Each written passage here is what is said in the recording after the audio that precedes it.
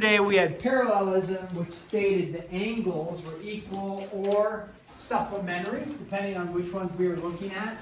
Today we're going to state that the angles are equal, therefore we can prove parallelism. So it's not actually anything in general, not really any new stuff. It's just going to be the wording on it. So we'll just do a couple problems here and then show you what they're referring to. So this is 3.4 and it's proving lines parallel. So they're going to say find the value of x so A is parallel to B. So they want you to find x forcing the lines to be parallel. So if this is A, this is B, okay, they look parallel, and then this is 110 degrees, and this is 4x plus 10 degrees. 4x plus 10 degrees, okay. So in this, I actually don't know if, we don't have, well, we do have a name for these. These are both what kind of angles? Interior, exterior. Let's start with that. Exterior angles. So they're not corresponding, right? They're not alternate interior, okay? They're, what kind of angles are these? Is there a name for them? Consecutive exterior angles, okay. So what could I state about consecutive exterior angles? Was there anything we learned yesterday? If you go either back in your notes or back in the book, was there something from 3.3 that says consecutive exterior angles? Okay, I'll tell you there was nothing. Kit Kat. Go ahead. Oh, yeah, there was nothing about consecutive exterior angles. Because we actually don't have a name for consecutive exterior angles. We just made that term up. We have alternate exterior angles. Okay, we have that. What we know about alternate exterior angles is they are equal. Okay, so but with some logic, we can state, because I think maybe you stated it, what could I state about this angle and this angle? They are not equal, but they are supplementary. The logic meaning this. If this is 110, for starters, you could do two routes. If this is 110, this angle does what to this angle? Those angles would be called corresponding. Corresponding angles are equal, and therefore, if this angle was 110, what do I know about this angle and this angle? They are, as Nate just stated, supplementary. So what they want you to do is, they just want you to find the value of x, forcing A to be parallel to B. Meaning, if you want A to be parallel to B, these must be supplementary. So 4x plus 10 plus 110 is equal to 180 degrees, like that. So that's all you're doing is you're saying, I'm going to set up an equation that forces A to be parallel to B. And the way we do that is we say, well, if this is 110, this has to be 110. Therefore, these are supplementary. And then we go ahead and solve for x right there. So you have 4x plus 120 is equal to 180. And then you would say 4x is equal to 60. And what do we end up with? X is 15. Okay? And that's all you're doing. Same set, like some of the same equations as we did yesterday. It's just asking it in a slightly different way. Let's see if we have another something going on here that we could do. Example with.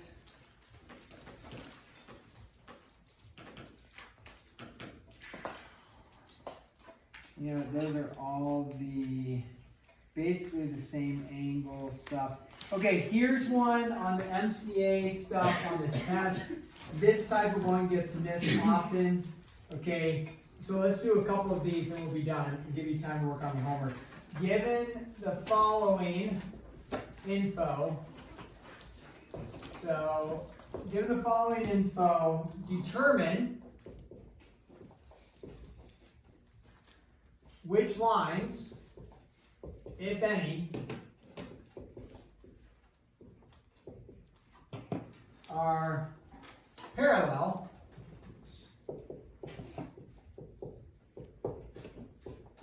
justify. All right.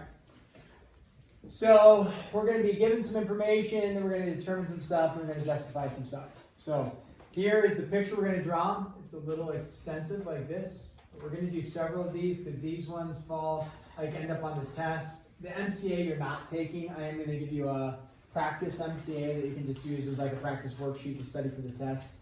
We'll do that. But these ones like I'll put on the test and then people miss them. Usually people don't miss like number 1. They can usually set up an equation fairly well and then solve for x. That usually is pretty good. This type of one people miss often, so I want to cover several of these. So this is going to be line E, line F, and line C, and line D, because there's 4 lines going on. And then we're going to number 1, 2, 3, 4, and then 5, 6, 7, 8, 9, 10, 11, 12, and 13, 14, 15, and 16. Okay. We haven't asked any questions yet. We're just drawing a picture with some information. We are not, and then I'm going to write some questions up here and then cover how to do them. We're going to do 4 of these, so 2, 3, 4, and 5. All right. So give us a second to write that. So given the following information, so there's our picture. Okay, we have not stated like E is parallel to F. We haven't stated C is parallel to D. We have just drawn a bunch of stuff. As with other problems that you look at, one of the things to do when we go to look at stuff is you might need to like cover up that, so you're just looking at these angle measures. Then you have a line and a line cut by a transversal. And then you can look at alternate interior, so on and so forth. Or you might need to cover up the bottom 2. Okay, so that you have a line and a line cut by a transversal. So let's start with this one. This is angle 1 is congruent to angle 8. So they are stating for this first one, 1 is congruent to 8. That is the information given. So given the following info, they're telling you 1 is congruent to 8. If 1 is congruent to 8, meaning they're equal, is there anything, any lines that you can state are parallel? If 1 is congruent to 8, so 1 congruent to 8, are there any lines that you can state are parallel? So, like I was just showing, if you look at angle 1 and angle 8, the picture looks kind of like mass confusion in the sense there's just a lot of angles going on. 1 and 8, does the bottom half have any bearing on angle 1 and 8? No, absolutely not. So, I can't cover it. I can get another sheet of paper, but cover up all that. So now you're not looking at the bottom at all. You're only looking at angle 1 and angle 8. You're not worried about the bottom, okay? So what are the 2 potential lines that are parallel? When I cover up the bottom, what are the 2 potential lines? Line C and line D are parallel, potentially. Is that true? If 1 and 8 are equal, would that force line C to be parallel to line D? And if so, why? Just stating what it looks that way doesn't work for us. Let's analyze this. 1 and 8 are what kind of angles? Are they corresponding? Are they alternate what?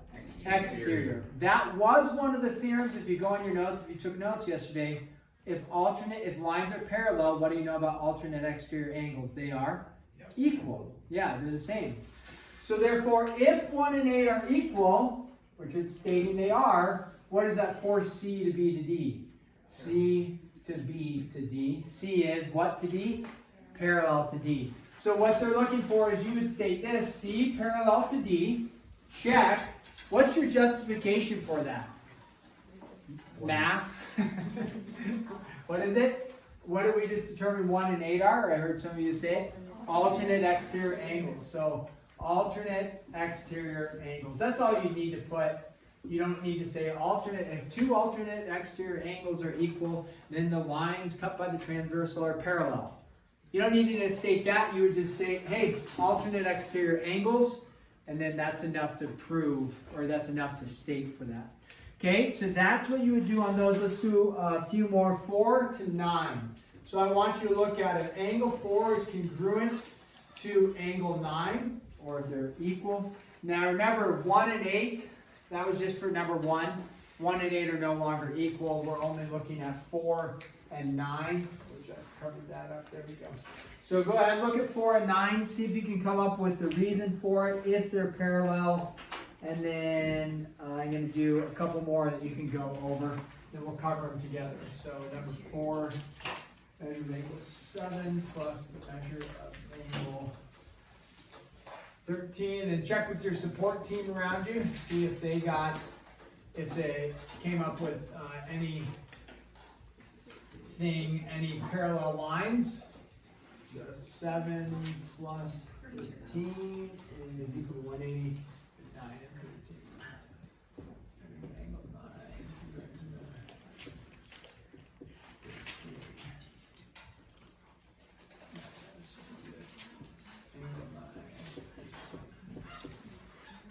Okay, so doing these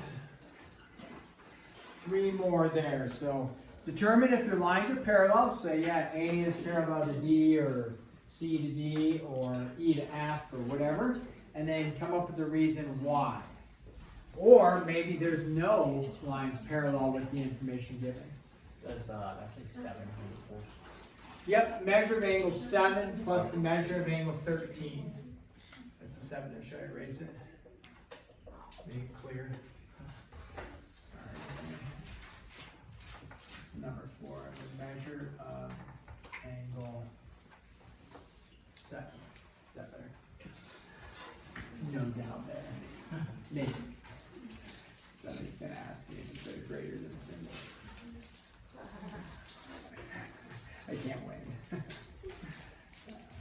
Yeah, so 7 and 13 equal to 180.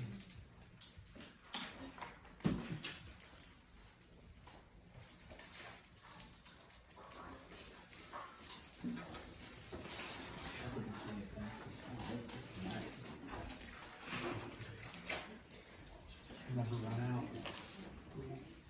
Check with your support team.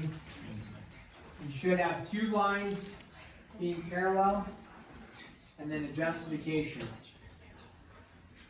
Pro tip, all of these have lines that are parallel. All 3 should have lines that are parallel, so you need lines that are parallel and then a justification with it.